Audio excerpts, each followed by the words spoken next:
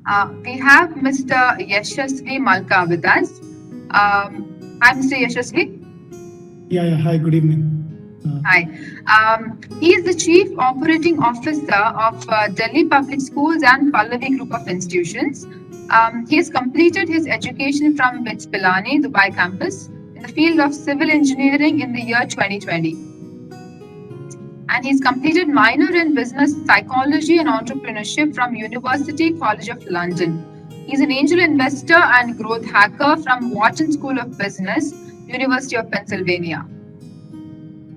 And he's also the founder and CEO of Born Bright. So welcome, Mr. Yashasvi. We understand you'll be first making a presentation or an interaction, and then we'll start off with the questions. Okay, thank you so much for the introduction. Can I have the access to share my screen, please? Yeah, thank you, Yashasvi Garu. Daniel Garu, I request you to give presenter rights to Mr. Yashasvi. There's a short video which I would like to show, and then I will start. Daniel Garu, I request you to give presenter rights to Mr. Yashasvi. Already given. Yeah, Yashasvi Garu, you can play the video. I'm not able to share the screen. So anyways, no, it's okay. Let me just start. So, respected dignitaries of the panel and the respected members joining online.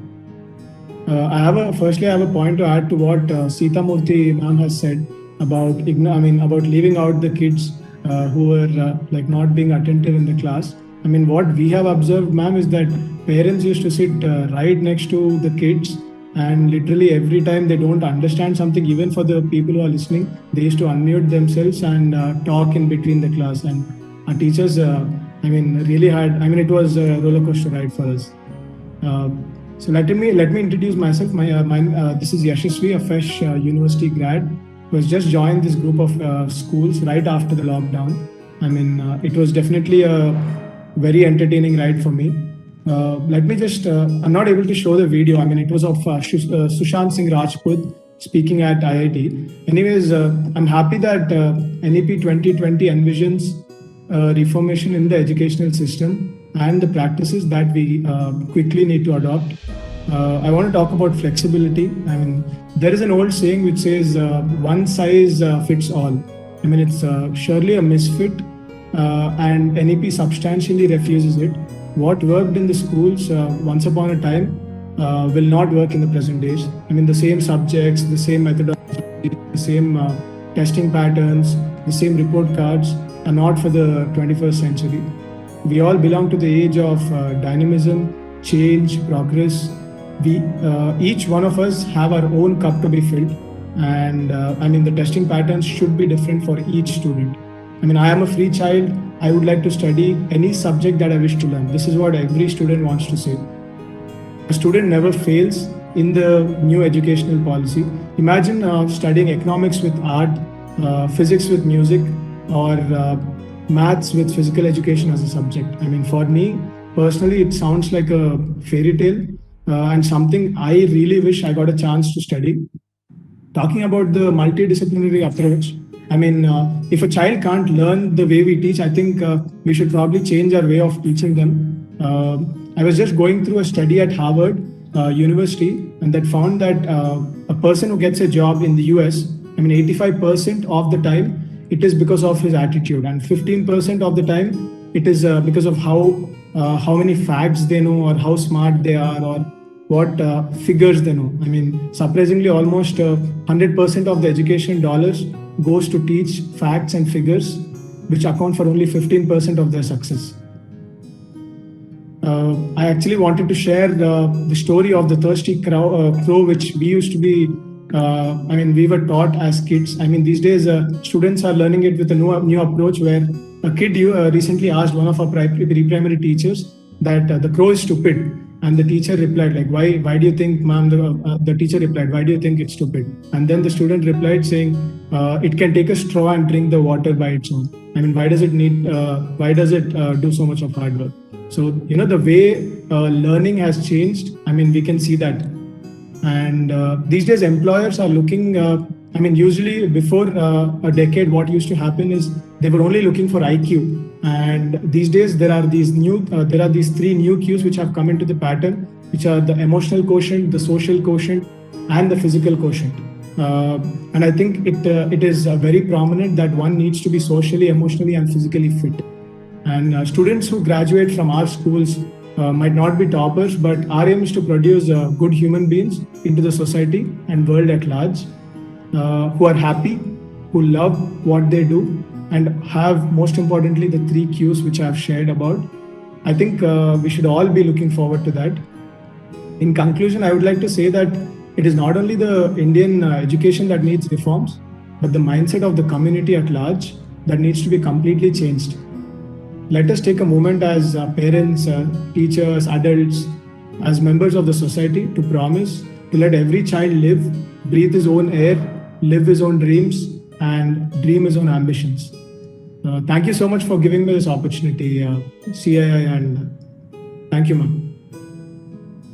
Mr. Yashasvi, considering you just entered the education field in COVID, I think we can safely call you the COVID baby of our education industry. So keeping that in mind, let me just start off with the questions. Few of your schools give major importance for sports, integrating them well into the education. Now that young icons like PV Sindhu have become an inspirational sports person for our youngsters, what kind of role schools should play to encourage sports? Okay, so firstly, I would think the most important thing and the motivational factor when it comes to students is good infrastructure, where, once there is good infrastructure, a student is motivated himself to go and play. And when I used to be a kid, I used to always look up to a person who was a very good skater, because every week he used to be called in the assembly and given a medal. So appreciation is something that really motivates kids. So I think the smallest of the achievements should be taken into consideration and should be appreciated. And I can say that PTMs, usually we have monthly we have one PTM. So usually PTMs are about all these academic courses, but I think they should be about sports, and it should be mandatory. Like sports should be given equal importance as we give it to every other subject. And we already follow that in our school, where one sport is mandatory for each one, and there is a second sport which is an option which they can change with the course of time. And usually what we have observed is that after the 8th grade, slowly parents usually make them stop playing games, because they start focusing more on the competitive exams, IIT, JEE, NEET, and all of that. So what I feel we should do as from our side is that counseling needs to be done, and we should tell them on a one-on-one basis that why your child needs to continue, and whatever academic support needs to be given from our side will be given, and scholarships and different kinds of motivational factors are very important. And when it comes to, personally, I was a cricketer back in school, and I had to stop my cricket for IIT JEE. That back then I was an aspirant. So usually these cricket coachings and all of that happen in the morning, and they actually disturb the school time. So some flexible timing needs to also be given and considered from the school side.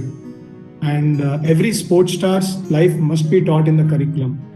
Currently in all the schools, we are letting all the parents and kids come and play during the weekends and during the evenings, because we found, not every parent is willing to send the kid to the school. So what we thought was, we were booking slots for each parent, and we let them explore our sports venues.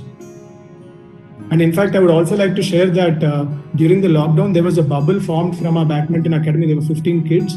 During the second lockdown, all of them stayed in our hostel. There was a nutritionist, there was a cook, there was a fitness trainer, and they were following all the safety protocols, and successfully they have completed, they were able to practice. So I think every school needs to take up something like this. Great. That's very encouraging. One more question for you, Mr. Yashasvi. What kind of major changes do you foresee in the next 10 years in school education? Now, as a young person who had graduated recently, what kind of changes do you feel are required in education to make it learner-friendly? No, I think in the next, as ma'am has shared, in the last 17 months, we have seen so much of change. I think in the next 10 years, I mean, we are going to see a rapid change where National Institute of NIOS is going to pick up for sure, and homeschooling is also going to improve at a very large scale. And art and sport integration, which I was talking about, will be given a large importance. And the phase of assessments will change completely. I think assessments will be more for learning than assessments of learning. And issues like climate change will have a lot of importance, and a lot of subjects also will be. All the subjects will be included. And in fact, after the RTC strike, if you remember, during the October, our chairman's vision was always to have a 5-day school. So what we did was we had a AI lab set up in the school where teachers were teaching online on Saturdays. So during the RTC strike, we started that in 2019 October. So for us, right when COVID came, I mean, we could, it was not very easy for us, but it was comparatively better because we were already in the mode of online from before. So it was very easy to train our teachers. And students now know that they can learn anything online. And they've also realized the importance of interaction. So I think maintaining this balance is quite challenging. And it's also a good problem to solve. Yeah.